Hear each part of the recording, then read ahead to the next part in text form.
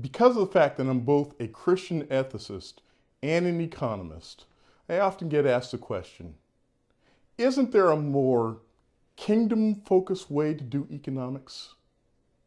Well, let me explain. When our God made everything, he made a created order. And the thing about this created order is it has things like numbers and the laws of physics and the laws of chemistry, and everything works together in a very precise way. This is even true of things like a human nature. And one of the things that comes along with that human nature is a social order. But not long after the creation came the fall. And in the fall comes chaos and comes disorder. One of the things that comes with that chaos, that disorder, that sin, is the problem of the allocation of scarce resources. Before the fall, man had everything he could want. After the fall, it's a completely different situation.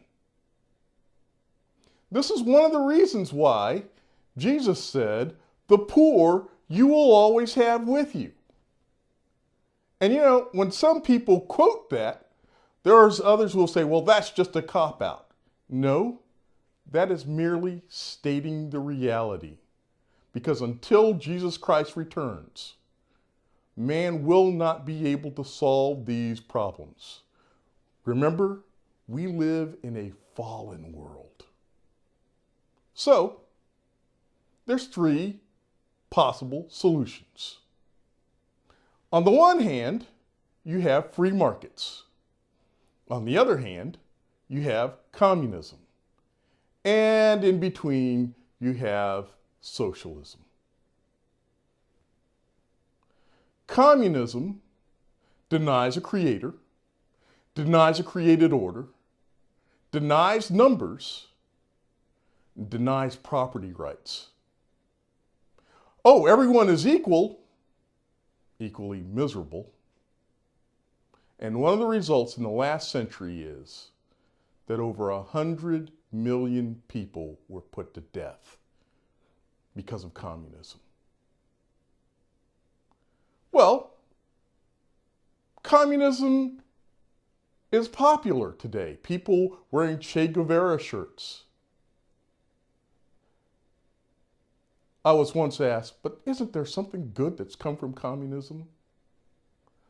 All of the people who asked that question, you can be assured, never lost a family member or friend in a communist purge. Now, another thing that's popular today is socialism. But the problems with socialism, some of them, they share some of the same problems with communism because they reward vice and they punish virtue. How? Because basically they take from those who work to gain whatever wealth they have to give to others who didn't earn it.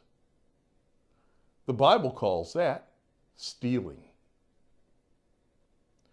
Now, you might think that socialist countries do well, but in fact, they don't.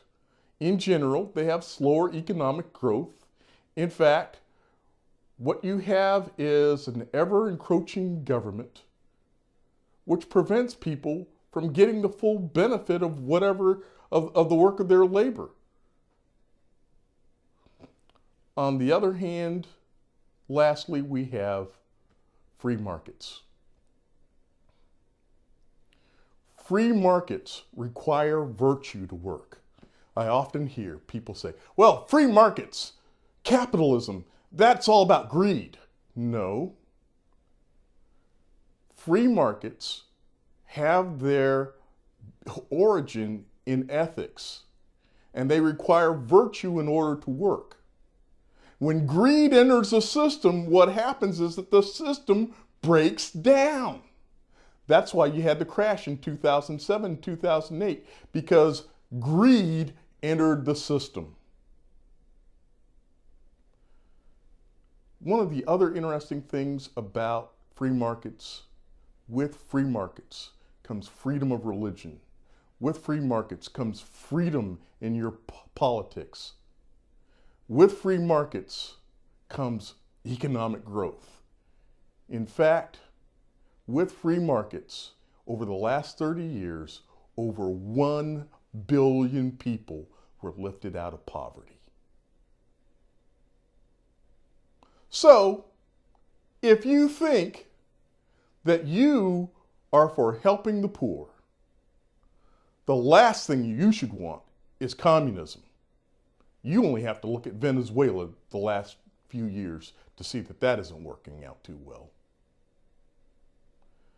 You could also look at a lot of these socialist countries who are realizing more and more that it's not working. Look, people believe that we can achieve utopia if we have the right kind of government. But the problem with government is that government, it's run by people. The same kind of fallen people who make vicious mistakes in the market.